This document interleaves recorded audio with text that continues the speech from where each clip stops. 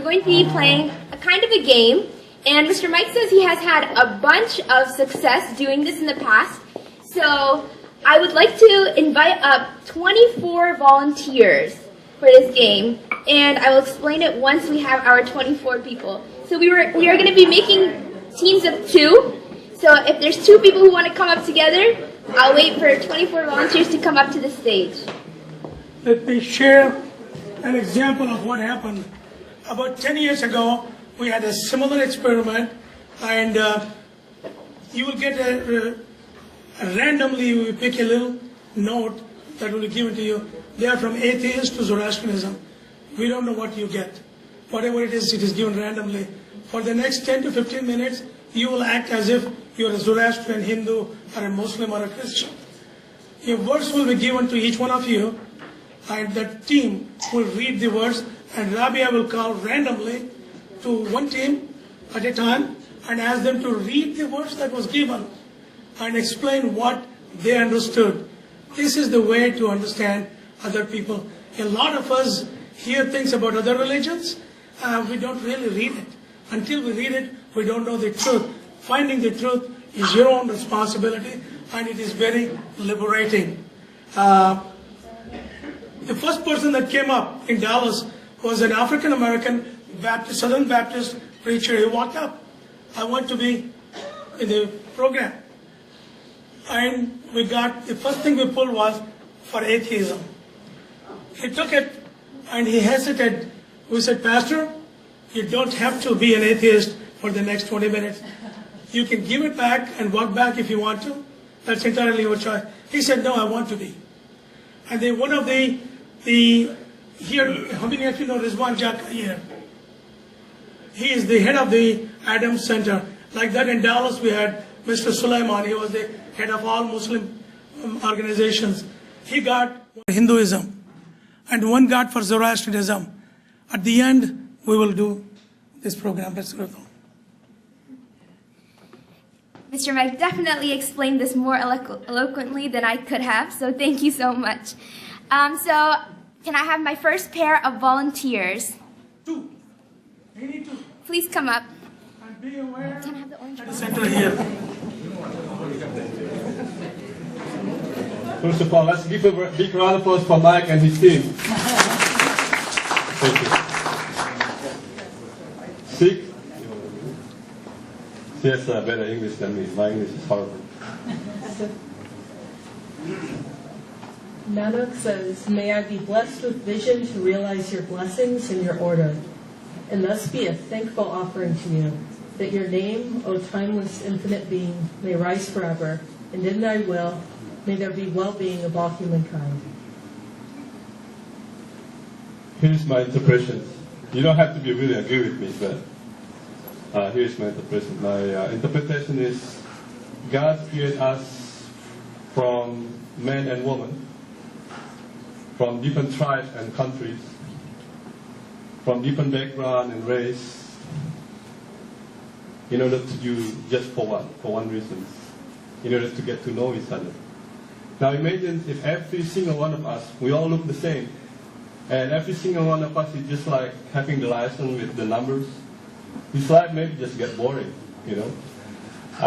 But the God created us equal, and this is the country, this is nations where we become the strongest on earth for one reason, because we are equal in front of the God, and we have built these nations together, despite we are different. The only things that would make us different for one reason, so that we get to know each other. For example, I know my brothers over there, Mr. Bob, I could get to know just from this size.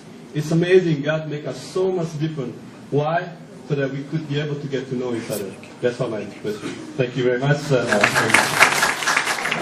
She's in charge. She will call the names on random basis. Okay. Come to the center. Come to the center. So this is from the Christian faith. Can you go in the front, please, for this sound? Do we not all have one Father? Has not one God created us? Why do we deal treacherously against each other, against his brothers, so as to profane the covenant of our fathers? Malachi 2:10. The way that this verse is saying is that God has created all of us. We are one family, and in a family, why we fight with each other? We should see everybody, each other. Other is other. Other is not other, but is a divine brother. That will solve many of the problems. But on the funny side, I look at whatever in the family, when you have a larger family, many brothers they fight with each other, you know. There are some fights, but ultimately they love each other. That is the family.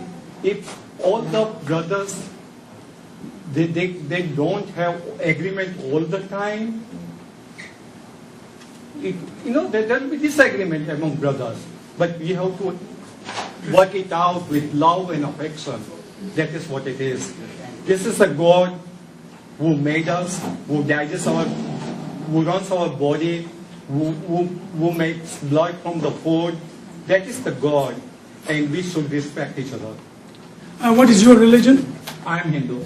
And you are? I'm Muslim. Okay, thank you very much. Sure, my name is Aparna and I'm a Give you Hindu. a little. Okay. Yeah, my name is Aparna and I'm a Hindu. I'm Swati and I'm a Jain. We are going to, this is from the Baha'i religion. Baha'i, inasmuch as this hatred and enmity, this bigotry and intolerance are outcomes of misunderstandings. The reality of religion, religious unity will appear when these misunderstandings are dispelled. This is from the Baha'i Foundation of World Unity, page 96. How do you want to? Okay, so I'm going to explain it from what I get from it. And I think it's very simple, that intolerance and bigotry arise from misunderstanding of others. And so the only way we can overcome bigotry and intolerance is to understand one another. Communication. That's what I get from it. Thank you.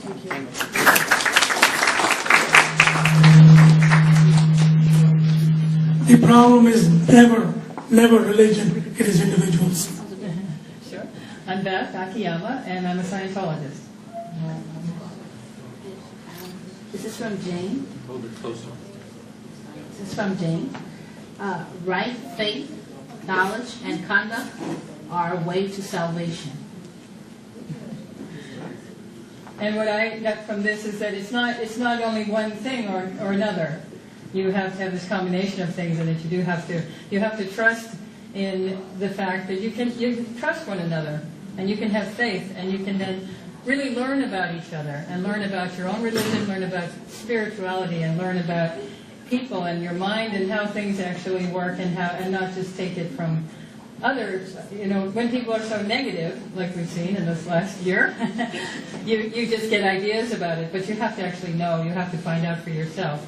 And the conduct is also important, and how you all these three things seem to be that is it's saying it leads to salvation, because faith, knowledge, and conduct together, not just one of those things.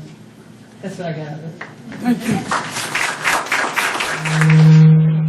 Hi, I'm Andrea, and I'm Jewish. My name is Tariq. I'm a Muslim.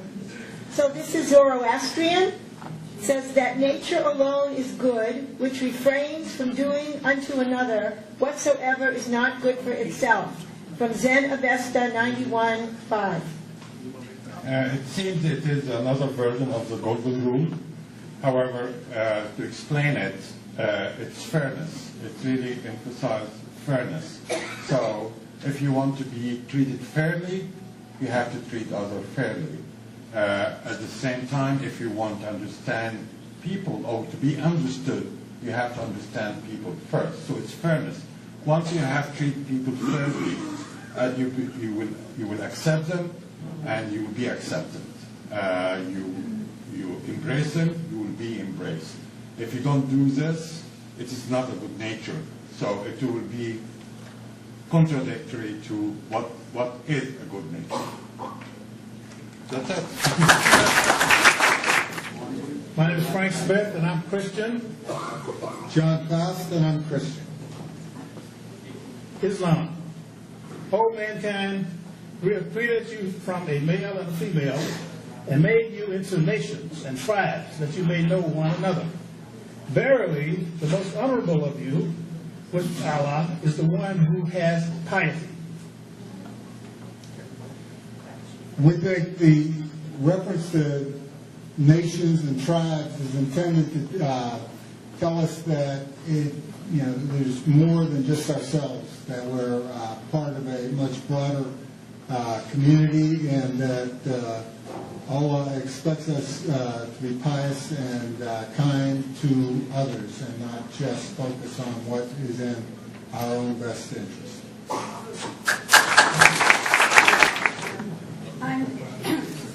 I'm Prerna Feinberg, and I'm Jewish.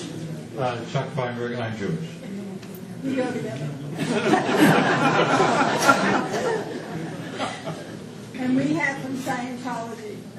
The hardest task one can have is to continue to love his fellows despite all reasons he should not. And the true sign of sanity and greatness is to so continue. From L. Ron Hubbard. And I think what one of the meanings of this teaching is that loving is difficult, and often we have resistance to loving others. We can come up with all kinds of reasons we should not love others, but according to Mr. Hubbard, the true sign of sanity and greatness is to continue to love even when we have those feelings of resisting to love. Thanks, Reverend.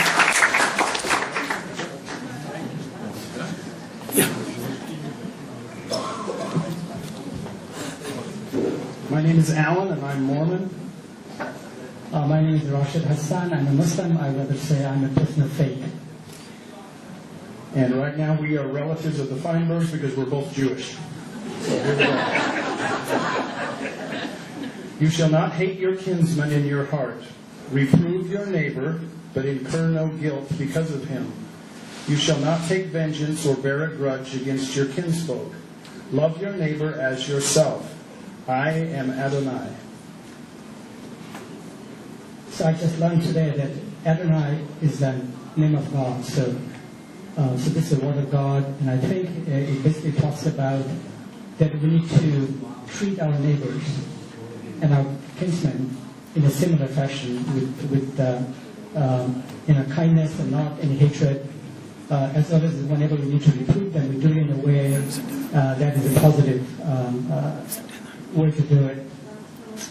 I think as I read this one, there's a sense of unity in faith. There's a similar verse in the Quran where God says, "It is al-Qurba," meaning that be kind to those who are near to you. Now, in a classical understanding, many people will say nearness means your relative or your family.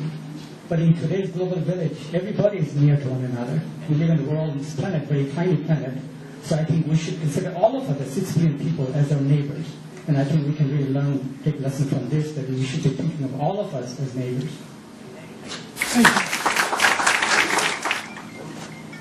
I'm Fatima Arkan, and I'm a secular Muslim. I'm Sami Jadallah. I'm also a secular Muslim. So I have a Hindu saying, the one who loves all intensely begins perceiving in all living beings a part of himself.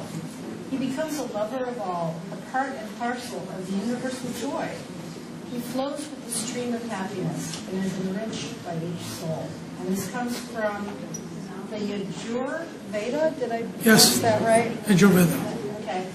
So what that means to me is that there is a common spirit that runs through all of us. And what this is all about, why we're here, is it's all about respecting, and it's how you treat other people. And that's what I get out of this. I also believe that human values has no color and no faith. So I think this is what we need to commit ourselves to, human values. And I have this about atheism. Life fulfillment emerges from individual participation in the service of human ideals. And I think, again, that human values across all faith and all color and all nations. So there's good in every one of us, no matter what. Thank you. Assalamu alaikum. I am Zafar Iqbal, Muslim. I'm Nasreen Khan, Muslim. I got a note from Buddhist is that radiate boundless love toward the entire world, above, below, and across, unhindered, without ill will, without enmity. Lord Buddha. In nutshell, this is what I got. Love is all around you. Love all. You want to treat others as you want to be treated. I would know that the Buddhist teachings, what I understand is that be humble and do not get yourself attached very clearly to worldly things. Share your love with everybody.